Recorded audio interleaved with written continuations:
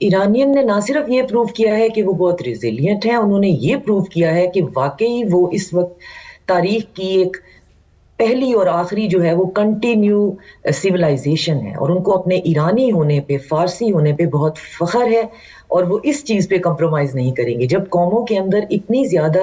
Depth ہوتی ہے تبھی وہ اس طرح کے فیصلے کر سکتے ہیں۔ یہ کہنا یہاں بیٹھ کے کہ جی ایرانی یا کوئی بھی ترقی پذیر ملک، اور ایون آپ ویسٹ کی حالت دیکھ لیں کہ سب اپنی گورنمنٹ سے بہت خوش ہیں اور ہر کسی کو کوئی پرابلم نہیں ہے، تو یہ بہت عجیب سی بات ہوگی۔ پرابلم ہوتے ہیں، ہر ملک کے اندر ہوتے ہیں، آپ نے اس کے اندر کاسٹ بینیفٹ دیکھنا ہوتا ہے۔ تو ایرانیوں نے اس وقت جو اپنا انالیسس کیا ہے وہ یہ ہے کہ ہمارے مسئلے ہمارے ہیں، ہماری مہنگائی پچھلے 40 سال سے ہم پہ بون کرشنگ سینکشنز ہیں، جن کی وجہ سے ہمارے پاس ڈسپرین اور پیناڈول تک بھی نہیں تھی۔ تو اب سینکشنز کیوں لگائی جاتی ہیں؟ کہ آپ کے لوگ بے روزگار ہوں، آپ ٹریڈ نہ کر سکیں، آپ کے بچے بھوکے مریں، آپ کے مریض مر جائیں، آپ کے پاس ٹریٹمنٹ کی چیزیں نہ ہوں، آپ نہ کچھ خرید سکیں نہ بیچ سکیں۔ سینکشنز کا مطلب یہ اتنی انہیومین چیز ہے، 40 سال سے وہ بھگت رہے ہیں۔ اس کے باوجود اپنے تمام تر پرابلمز کے ہوتے ہوئے انہوں نے دنیا پوری کو یہ دکھا دی ہے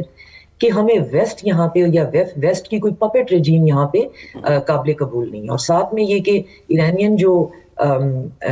جو پاور کوریڈور ہے وہ یہ بھی بہت زیادہ ریٹریٹ کر رہے ہیں کہ اس دفعہ ہم پری ایمپٹیو اٹیک کریں گے، اور پری ایمپٹیو اٹیک سے آپ نے دیکھا کہ اسرائیل جو ہے اس کے اندر بھی بہت زیادہ لوگ جو ہیں وہ تو بھاگنا ویسے ہی شروع کر دیتے ہیں، اور بنکرز وہاں پہ کھلنے شروع ہو گئے۔ قطر کی العدید جو ایئر بیس ہے وہاں پہ امریکنز جو ہیں ان کی تعداد کو